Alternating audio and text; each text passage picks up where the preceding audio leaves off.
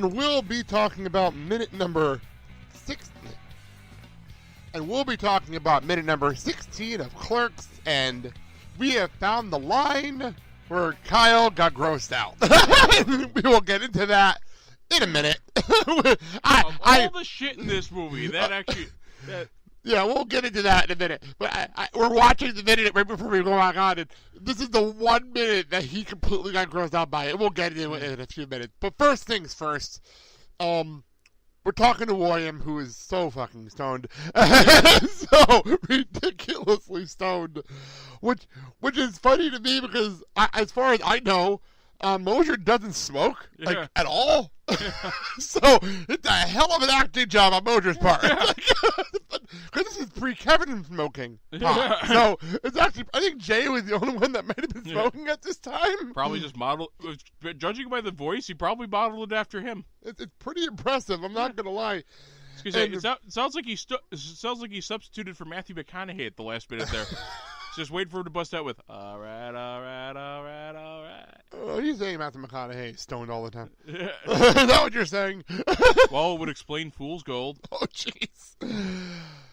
So, he, of course, like everybody else in this damn movie, wanted a pack of cigarettes. Big surprise. Big shocker. No. Big shocker. But, guessing Julie's Fight the Cancer Merchants campaign isn't really doing too well. That did not work well. But, pack of cigarettes. But, so we find out a little bit about Veronica here, that she went to Seton Hall University, which, by the way, is the Seton Hall Pirates. And it's a school in South Orange, New Jersey, which is actually close to where my dad grew up, which is pretty cool. So it's a school whose team name is Pirates, and it's in R. Yeah, it's in South Orange, New Jersey. It's a private Catholic university, but the cool part about this was for Seton Hall for college basketball fans. They seem to be regulars in the NCAA tournament, so that's pretty cool. Excuse me. Seton Hall is actually the school that got me out of going to class a lot during one tournament year because we wanted to watch Seton Hall games in the middle of class, so they let us go to the GTV room on hall passes and watch the games, which is so true. Happened. No, I had no relation to that school whatsoever. I still don't, but I still love watching Seton Hall basketball games. We find out she is going to Monmouth University. Which is, again, another private university, but this one is in West Long Beach, New Jersey. And I was curious because she said she moved schools to be closer to Dante. So I'm like, what is the distance between the two schools? And I mapped it out to a 56-minute drive on the Parkway, which doesn't seem like that long of a drive. But then again, this is the New Jersey Parkway. Yeah, the New Jersey Parkway, which as Jordan Carlin made very, very clear, right when you're finally getting some mileage, you're at a sudden stop of slowing down. I love George Carlin. It's going to say, in the toll capital of the world. I love George Carlin. I love him so much. And by the way, for those what we're referencing is go watch, and I mean it. Go watch What the Hell Are You Doing in New Jersey? What Am I Doing in New Jersey? One of my favorite comedy albums of all time. It's one of my favorite of all time. What am I doing in New Jersey? What I've asked myself several times. Hey. We went to Jersey for hockey games, so it was always fun. And you got to walk around New York City one time. That was a lot of fun. Well, once, but it was still fun. We still had a lot of fun doing it. But I even bought bootleg movies at a stand. Yeah, and that's not a bad thing. You know what I mean? Just because a lot of people basically say that their souvenirs for New York are the I Heart New York posters and that. I got bootleg movies. You know what? That's perfect for you. It makes perfect sense for you. So I'm actually looking at a map here and where this would be. I got bootleg movies. In the words of Captain Fatbelly, suck it. Oh shit! So I'm trying to. They're in Highlands. Am I correct though with this movie? Is that where they say they are? I think, yeah. Well, it's because we're going by where Quick Stop is. It's Leonardo, New Jersey. Leonardo, New Jersey. So I'm trying to figure out how far. Like, it sounds kind of ridiculous that she went here for that reason. And I'm actually, for those wondering, I'm actually on a map on my phone trying to figure out distance here. Okay, it's only a half-hour drive to Monmouth, so she's a 45-minute class. He's got to leave soon. Yeah. He has to get out of here soon because it's a half-hour drive to get from Leonardo to Monmouth. And then probably 15 minutes to find her classroom. Yeah, give or take. But yeah, it's about a half-hour drive, so I can see why she'd be in a rush now to get out of here. Yeah. So that makes perfect sense. So is Leonardo bordering Michelangelo, Donatello, and Raphael, New Couldn't Jersey? help yourself, could you? No, I couldn't. Could not help yourself.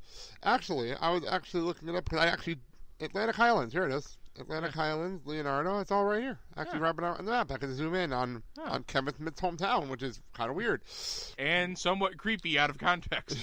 Well, if you realize what we're doing, if you realize what we're doing. I mean, it's not like I'm on the Google Earth app. That would be weird. That would be very weird. Okay, now we just gotta get the GoldenEye satellite in position. Well, it's not like that's where he lives now. He lives in L.A. Yeah. He lives in Ben Affleck's house. Not joking. He legitimately bought the house from Ben Affleck. Oh, I was going to say, I thought he lived with Ben Affleck. No. He bought his house he lives in now from Ben Affleck. Oh, sweet, because... When Ben Affleck moved out, he sold it to Kevin. Yeah, because, you briefly said that. I'm like, wait a minute, they're roommates? Man, why aren't they making a sitcom out of this? Yeah, well, that's how Kevin says it all the time. He's like, I live in Ben Affleck's house. Because, funny story about this one. This is a true story. I heard this on Smodcast and on a lot of different podcasts. He talked about this. They do a... one of those you drive through L.A. and a Hollywood tour. That's what I'm thinking. Yeah. Hollywood tour. Where you drive around and you say, this is this celebrity's house. This is this celebrity's house. For 3 years, for 3 solid years, they kept saying, this is Ben Affleck's house. Yeah. Not formally, this is Ben Affleck's house. Well, Kevin's standing there waving to them.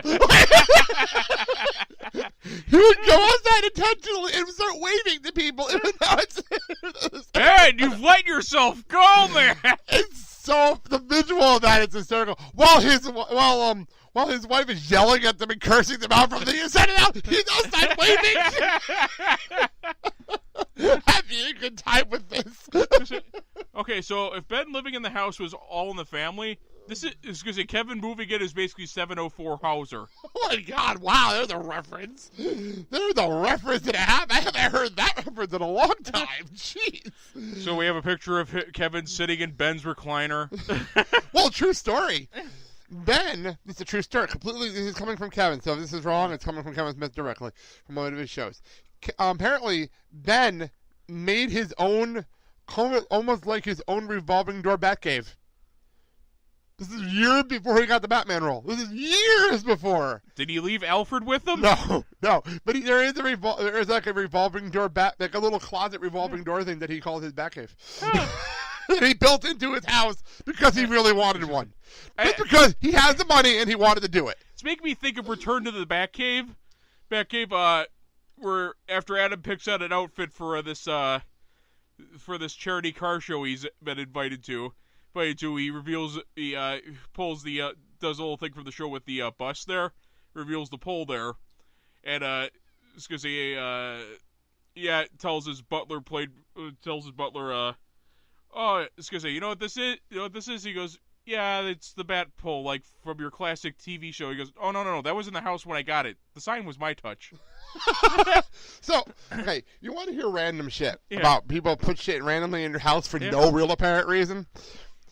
You know the Hardys in WWE, the Hardy Boys. So, in TNA, now Global Force Wrestling, for those who are following that, in TNA, they did a whole Broken Universe thing where Matt got broken and then he ended up going to their house and they did a whole bunch of awesome stuff at his house, his actual house. Yeah.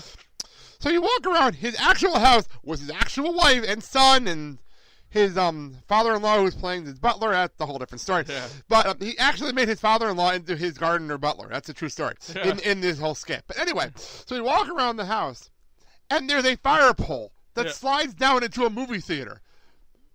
Why the hell not? Then I'm like, did he build this for this? He's like, we find out. No, that's his. He built that because he wanted to. He really wanted a fire pole going into a movie theater in his house. Well, I've always wanted something like that. Okay then. All right then. I don't know if I've wanted something like that after seeing the original Batman or Ghostbusters. That's the kind I thought about when you said like you built it into somebody's house. He did that on purpose because he wanted to. I'm like, okay, you guys gotta try this pole. Oh, that sounded wrong. That came out wrong. Yeah. Speaking of which... Not like it actually came out any wrong in the Ghostbusters. Well, speaking of which, speaking of trying that poll, we find out that Veronica... apparently has carnal knowledge. And Willem hooked up. And apparently, and this is how this conversation got weird for Kyle. This got really, really weird quickly. Well, first, before we even get into that, we apparently Sylvan is one of her besties. Yeah. We find out, and they hang out on the weekends. Good for you. Good for you. Good to find time for your friends. Whoa, whoop-de shit. Well, good for you to find time for your friends. It's always difficult when you're in college. Yeah. Try doing college and a full-time job at the same time. That's always fun. Yeah. You were with me during that. That was hellacious. Yeah. For those who are wondering, we went to MACC together. Yeah. And I'm doing this like so people can see us. By the way, for people wondering, I'm actually doing the pointing at anything like a video show. But, we went to MACC together here. And we were in classes together. We did it on purpose so that, because Kyle didn't have a license, so we drive together and we go to classes together just to keep us on the same track. And at the same time as we're doing this, and we're doing, what was it, 4 classes, 5 classes this semester? Yeah. It was a ridiculous full-time school schedule. Mandy's pregnant with Christian, and I'm on a full-time job at the same time. It was one of the most fucked up, 4-month span I've ever had in my life. Or, on Thursdays we were doing triple-header classes in 3 campuses, or 4 campuses? Yeah. It was absolutely ridiculous. So we're doing ridiculous amount of classes. Mandy's pregnant. What a weird time. Pregnant, you got a full-time job, and then the barcode scanner breaks, and then it's Publishers Clearinghouse Day! Well done. So, back to this. So, we talk about, apparently, William's nickname is Snowball. Oh, by the way, I'd like to make a note before we get into this. The name of the documentary. It's the Snowball Effect. The Snowball Effect on the Clerks 10 DVD set, which I think we might actually end up covering on the Patreon show after we get done with the animated series. I'd like to watch the documentary back in because it's a really good documentary. But the Snowball Effect, which in the context of that, it's literally a snowball going down a hill and just catching fire. Yeah, that's exactly what it is in the context of that documentary. In this though, it means something completely different. So that's Snowball. Yeah. Sylvan made it up. It's a blowjob thing. Okay. And I will make a note right now. I'm not into this either. So just want to clarify that. Man with experience, not into this. So, I'm just going to read exactly what's in the script, word for word, as she put it on here, and then Kyle will probably react exactly the same way as he did when we were watching it. After he gets a blowjob, he likes to have the cum spit back into his mouth while kissing. Oh. It's called snowballing. He gets off on it. Oh, God. What the fuck?